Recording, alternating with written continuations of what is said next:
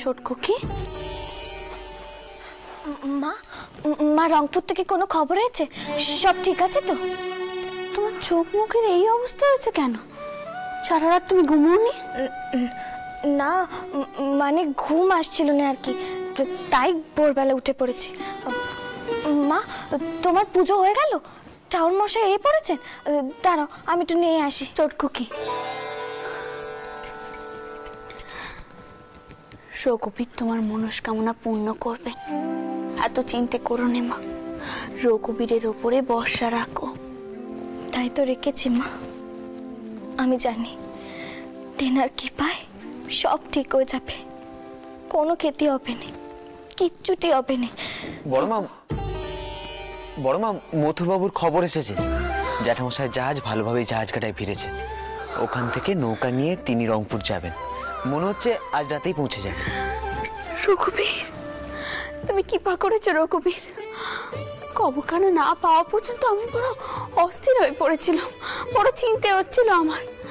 আমি কয়েছিলাম না ছোটকুকি চিন্তা করার কিচ্ছু নেই, সব ঠিক হয়ে যাবে, তুই বিতেই চিন্তা করছিস।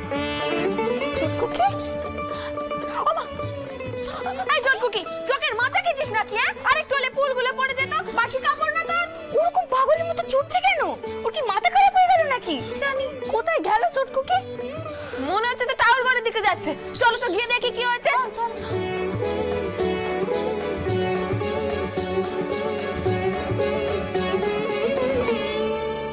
তোমার অশেষ কৃপা টাওর, তিনি নিরাপদে পৌঁছে গেছে। তিনি যেন এভাবে নিরাপদে ফিরে আসেন টাওর, তুমি দেখো দেখো তুমি। এ বাবা, তুই একদম বাসি কাপড়ে টাওরের সামনে এসে বসে পড়লি? আরে পেন নাম করতে হলে তো বাইরে থেকে করতে পারতিস। এমনি ছেলে পিলের ঘর, তার উপর বেপদের শেষ নেই, আর তার উপরই অনাচার। কি ঘটেছে? কি এমন ঘটেছে? পদ্ম ছোটকুকি জামা তুই ঘরে যা। পদ্ম ছোটকুকির মন এখন অস্থির হয়ে আছে, সে মনে জ্বালা জুড়াবার জন্য একে নিয়েছে টাউরকে পেন নাম করতে।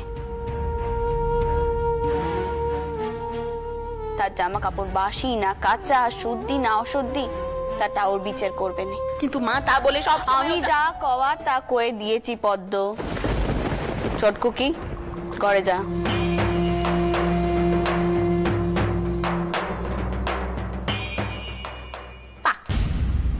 নাই দিয়ে দিয়ে তো ছোটকুকিকে একদম মাথায় তুলে ফেলেছো। ও ছাড়া এরকম বাসি কাপড়ে টাউরের সামনে কেউ আসতে পারতো নাকি? ছোট মেয়ে বলে সবকিছু মাপ? এইভাবে যদি চলতে থাকে না, ওর জ্ঞান গম্যি আর কোনোদিনও হবে না, তুমি দেখে নিও।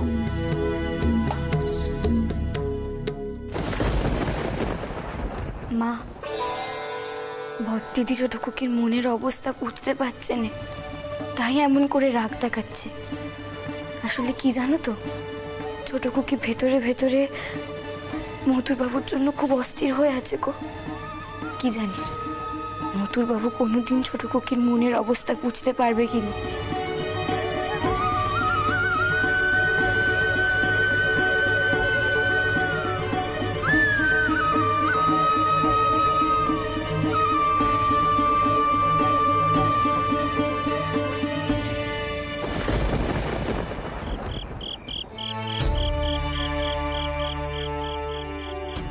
আপনি যে আসবেন সে কথা কলকাতা থেকে মিত্তির মশাই আগেই জানিয়ে দিয়েছিলেন, আর সেই মতো আমরা তৈরিও ছিলাম। আমি কৃষ্ণধন মিত্তির, এ তালুকের নায়ক। আপনাদেরও নায়ক মিত্তির মশাই, উনার আত্মীয় হই। আচ্ছা আচ্ছা, তা নায়ক মশাই কলকাতা থেকে সব জানিয়ে রেখে ভালো কাজই করেছেন। আচ্ছা, আমাদের হাতে কিন্তু খুব একটা বেশি সময় নেই, আমরা এখনই আড়তের দিকে এগোই। হ্যাঁ হ্যাঁ হ্যাঁ চলুন। জাহাজ আসার সাথে সাথেই আমি কলকাতায় খবর পাঠিয়ে দিয়েছি।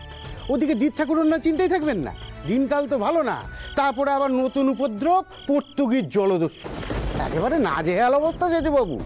জলপথে ব্যবসা বাণিজ্য করে লাটে উঠতে বসেছে। আপনি কিন্তু রসদ নিয়ে যাওয়ার সময় খুব সাবধানে যাবেন, ওরা কিন্তু গন্ধ পায় কোন জাহাজে কি আছে। জানি, জলদস্যুর ব্যাপারে শুনেছি, কিন্তু আপনি চিন্তা করবেন না, আত্মরক্ষার জন্য যথেষ্ট ব্যবস্থা আছে। যদি ওরা সত্যি সত্যি আক্রমণ করে তাহলে সঠিক জবাব পাবে। বেশ বেশ, তা এইসব হাঙ্গামার কথা জিৎ ঠাকুররা জানেন না তো, জানলে আবার ভয় পাবে।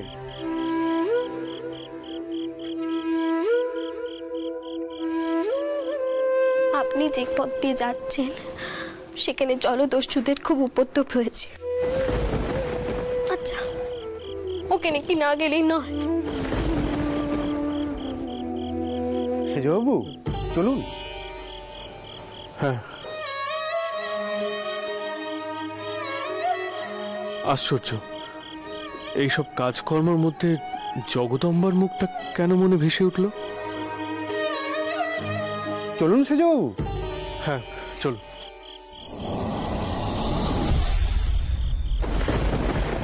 আসুন আসুন।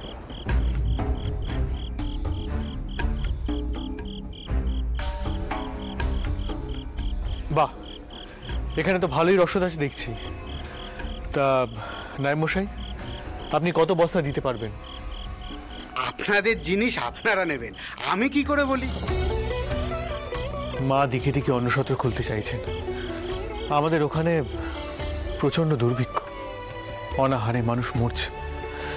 তা শখানেক বস্তা যদি নিয়ে যাই আপনাদের এখানে কোনো অসুবিধা হবে না তো?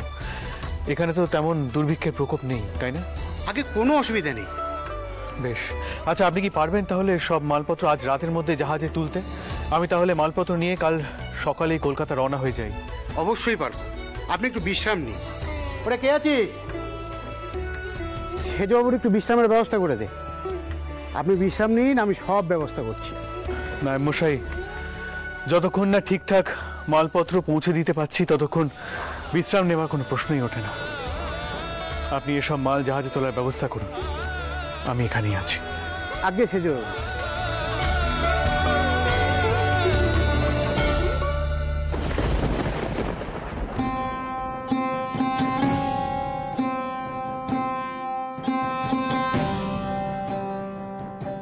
মা, রংপুর থেকে কোনো খবর হয়েছে? সব ঠিক আছে তো? তোমার চোখ মুখের এই অবস্থা হয়েছে কেন? সারা রাত তুমি ঘুমোওনি? না, মানে ঘুম আসছিল না আর কি, তাই ভোরবেলা উঠে পড়েছি। ছোট খুকি ভেতরে ভেতরে জ্বলে পুড়ে কাক হয়ে যাচ্ছে। মতুবাবুর চোখে কি কিছুই পড়েনি?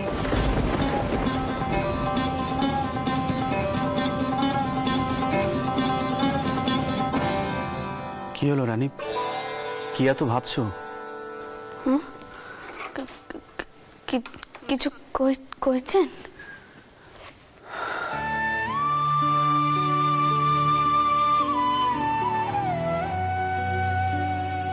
মথুরের জন্য খুব চিন্তা হচ্ছে, তাই না? আচ্ছা, মাধব তোমাকে খবর দেয়নি? মথুরের জাহাজ নিরাপদে চিটাগাং পৌঁছে গেছে, 2-1 দিনের মধ্যেই ফিরে আসবে। মথুরের থেকেও আমার চটকুকির জন্য বেশি চিন্তা হচ্ছে। সে ভেতরে ভেতরে খুব কষ্ট পাচ্ছে, জানেন? আমার মেয়েটা তো এমনিতেই চাপা স্বভাবে, নিজের কষ্ট স্পষ্ট করে কইতে পারেনি। মথুরের যাওয়াটা সে মেনে নিতে পারছে না, আর তাই ওকে দেখে আমার খুব কষ্ট হচ্ছে। জানেন, মেয়েটা কাল সারা রাত চোখের পাতা এক করতে পারেনি। এখন যদি মেয়েটার শরীর খারাপ হয়। এই সময় মনে হয় তুমি শুধু নিজের সংসারটার কথাই চিন্তা করো, জগতের কোনো কিছু তুমি জানো না। রানী, ছোট খুকির জন্য কোনো চিন্তা করো না। তুমি ছোট খুকিকে ডাকো, আমি ওকে বুঝিয়ে বলছি। মথুরের জন্য কোনো চিন্তা করতে হবে না। মা, তুমি বাবা মশাইয়ের ওষুধখানা ভাড়ার ঘরে ফেলে এসেছিলে। ছোট খুকি, এদিকে এসো।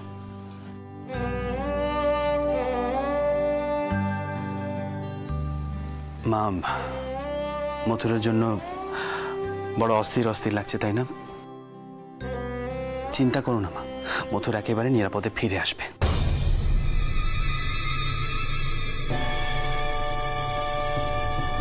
মথুর বাবু যে পথ দিয়ে খাবার ওষুধ আনতে যাচ্ছে সে পথে ভারী বিপদ রে ছোট খুকি। ওখানে জলদস্যুর উপদ্রব আছে। কিন্তু বাবা মশাই,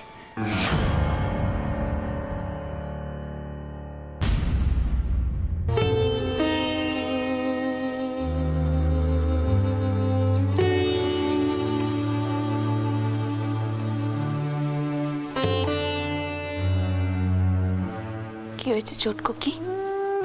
কিছু কইবে?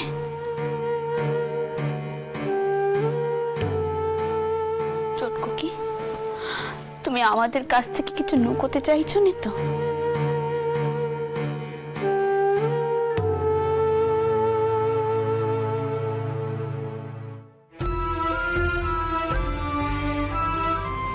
তোমার বুকের যে জ্বালা আমি বুঝিনি ভেবেছ?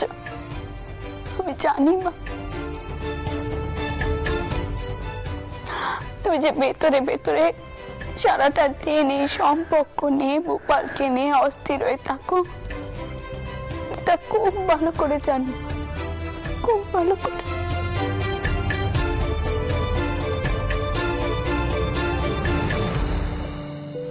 দেখি তো মা, দাঁড়, মতুর আগে পিরু, তারপর আমি নিজে মতুরের সাথে কথা কইব, তারপর তোদের দুজনকে বাইরে পাঠাবার ব্যবস্থা করব। তাহলে তোদের হাওয়া বদলও হবে, আবার দুজনের সাথে দুজনের কথাবার্তাও হবে। আপনি কি বল? এতে আর অসুবিধার কি আছে? চটকো কি? চটকো কি? এই চটকো কি?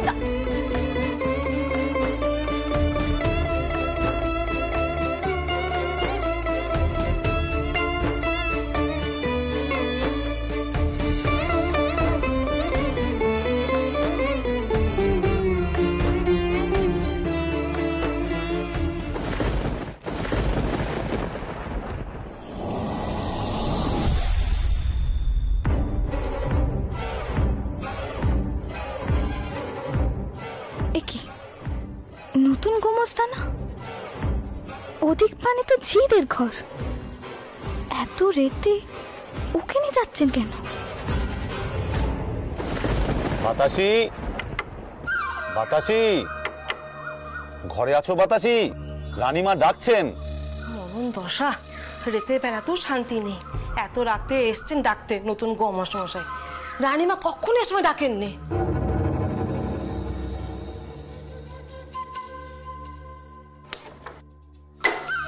কি হয়েছে গোমস্তামশাই? এত রাতে কি প্রয়োজন? ওই দেখতে এলুম, ঘরে নতুন অতিথি এসেছে, তার ব্যবস্থাপনা সব ঠিকঠাক আছে কিনা। এই যে কইলেন রানীমা ডাকতেছে, শুনুন বাবু, দায়িত্ব যখন দিয়েছেন সে দায়িত্ব ঠিকমতো পালন হবে না কেন? এই তো সে কইলো ভালো মানুষের বেটি, এদিকে এসো দেখিনি, একবার গোমস্তামশাই দেখা দাও। তেনা তো আবার রাতে ঘুম হচ্ছে না, তাই রাত দুপুরে এসেছেন দেখতে সব ঠিক আছে কিনা। কইলো এসো তো এদিকে, একবার এসো এদিকে। আমি বেশ আছে গোমস্তামশাই, কোনো অসুবিধাই হচ্ছে না। আপনার অশেষ কৃপে। বাহ বাহ, বেশ বেশ, খুব খুব ভালো করে থাকো।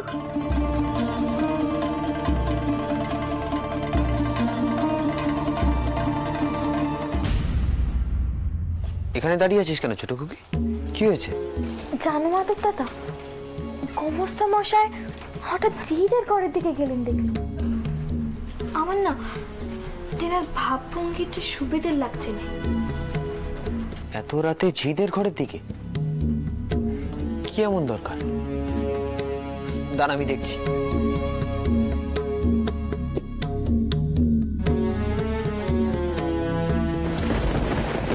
কোনো অসুবিধা হলে আমাকে বলবে, বুঝলে? আমি তো আছি। এই দেখো, এত সংকোচ করলে চলবে নাকি? হ্যাঁ, তুমি ওই মাধু বাবুর সঙ্গে এই বাড়িতে এসেছো, এই বাড়ির নতুন অতিথি বলে কথা। তোমার তো একটু আধটু দেখভাল করতেই হবে। তাছাড়া আমি যতক্ষণ আছি। গোমস্তামশাই, এত রাত্রে আপনার এখানে কি প্রয়োজন? আগে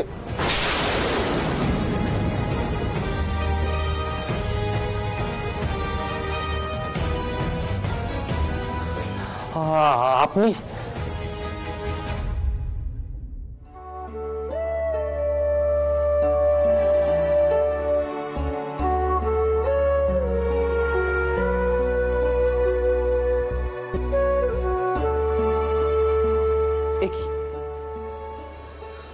উনি এ ঘরে কেন?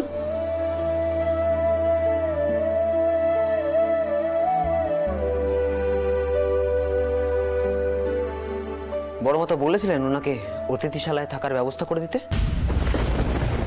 ওনাকে এখানে রেখেছেন কেন? কি হলো, উত্তর দিন। আগে কি করে বলি? ছোট কর্তা মা দুজনেই আমাকে বলেছেন। কিন্তু বড় মা তো বলেছিল অতিথিশালায় থাকার ব্যবস্থা করে দিতে। যে যাই বলুক না কেন, আপনি বড় মার আদেশ অমান্য করলেন কোন সাহসে? দোহাই আপনার,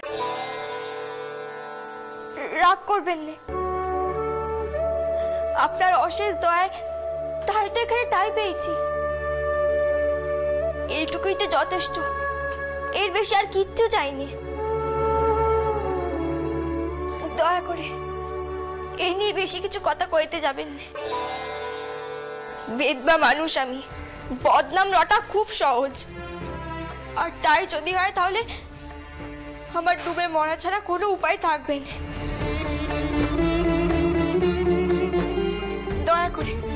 দয়া করে আপনি চলে যান এখান থেকে। লোকে দেখলে মন্দ ভাববে।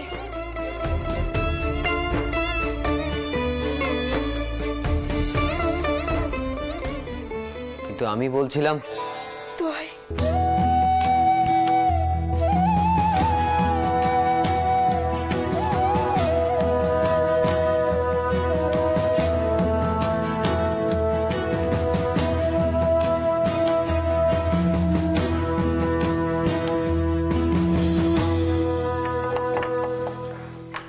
কপাল নিয়ে এগেছিলিস রে মেয়ে, হ্যাঁ? বাপরে বাপ, লেখাপড়া শিখেছিস, কবিরাজও জানিস, শেষে কিনা ঠাঁই পেলি ঝিদের মহলে। মাধব দাদা, তুমি কি দেখলে গো? গোমস্তামশাই কি করছিলেন? ও দাদা, ও তো না দিয়ে চলে যাচ্ছ কেন? আশ্চর্য তো, কি এমন দেখলো দাদা?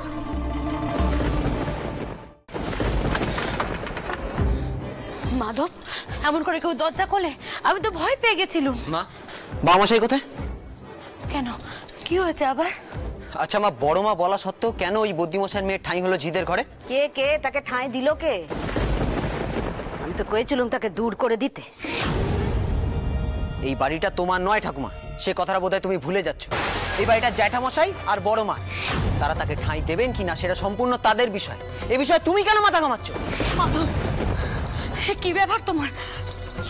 চুপ করো। ঢং করো না বৌমা, আর ঢং করো না। নিজে বেটাকে এইরকম কথা কইতে শিখিয়েছো, তাই ওই রকম কথা কইছে। নাহলে কিছু মনে করেন ওর আস্পর্ধা হতো না কোনোদিন আমার মুখে মুখে এই কথা কওয়ার। এর মধ্যে মাকে টানছো কেন? কথা হচ্ছে তোমার আর আমার, তুমি শুধু মাকে দোষারোপ করছো। আমি শুধু তোর মাকে দোষারোপ করছি? এ কথা তুই কইতে পারলি মাধব? শোনো ঠাকুমা, তুমি নিজের মুখে বলেছো ওনাকে বার করে দিতে। তোমার মনে কি এতটুকু মায়া দয়া নেই? তুমিও তো একজন মেয়ে, তোমাকে যদি রাতের বেলা বার করে দেওয়া হয় তাহলে তোমার কেমন লাগবে? কোথায় গেলি রে তুই? দেখে যা তোর বেটা কেমন মেয়ে মানুষের সঙ্গে আমার তুলনা করছে। মাধব, চুপ করো মাধব, তোমাকে আমি কইছি, তুমি একদম চুপ করো। মা, আমি হাত জোড় করছি মা, আপনি দয়া করে এসব কথা আপনার ছেলে কানে তুলবেন না। রক্তচোখা মানুষ করে তো কুরুক্ষেত্রে পেতে যাবে। মা, আচ্ছা মাধবের হয়ে আমি ক্ষমা চাই। মেরে গরু দান করতে গেছে। কি হয়েছে? কি হয়েছে মা? মাধব, তুমি চেঁচাচ্ছ কেন? বাবামশাই, আমি জানতে চাই কেন বদ্যিমশাইয়ের মেয়েকে অতিথিশালায় ঠাঁই দেওয়া হলো না? শুনলাম এতে আপনার আর ঠাকুমার নাকি আপত্তি আছে। আমি কথাটা কালই বড় মাকে বলবো। তিনি কোনোদিন কাউকে ছোট করে দেখেননি, আর বদ্যিমশাইয়ের তো আমাদের ছোট খুকির প্রাণ রক্ষা করেছিলেন, সেই ধকলেই তার প্রাণ গেছিল। আর তার মেয়েকে আপনারা এতটুকু সম্মান দিতে পারলেন না? তিনি যদি অতিথিশালায় থাকতেন তাহলে কি এমন ক্ষতি হতো আপনার বাবামশাই? কিন্তু একটা জিনিস বুঝতে পারছি না, যে ওই অজানা অচেনা মেয়েটার জন্য তোমার এত দরদ কিসের মাধব? ওকে বলে দাও সরজু, আমি দাদার মতো নই, সন্তান হয়ে বেয়াদবি করবে আর আমি সহ্য করব এমন বাপ আমি নই। আপনি সব বিষয়ে মাকে কেন টানেন সেটা আমি বুঝতে পারি। কথা হচ্ছে তো আমার আর আপনার। আমি মেয়েদের সম্মান নিয়ে কথা বলছি। ও অবশ্য মেয়েদের তো আপনি মান দিতে জানেন না। ওরে স্পর্ধা তোমার? বাবার মুখে কথা কইছো? কুলাঙ্গার কথা কও। ছাড়ো, ছাড়ো আমাকে।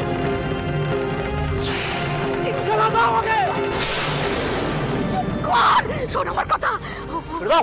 ওরে রাগলে যে তোর মাথা ঠিক থাকে না, বুঝেছি আমি। চুপ কর।